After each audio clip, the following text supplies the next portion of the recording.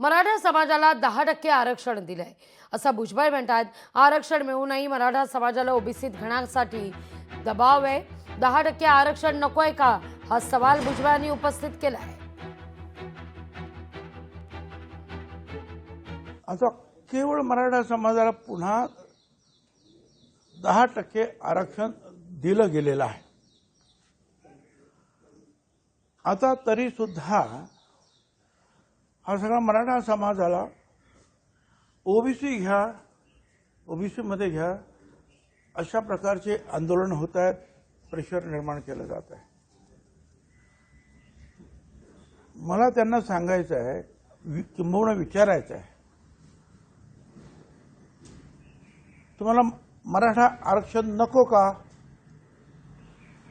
तुम्हाला 10% मराठा आरक्षण नको का? ते रद्द करायचं का? लोकशाही मराठी ऐका, पहा, जागरूक रहा।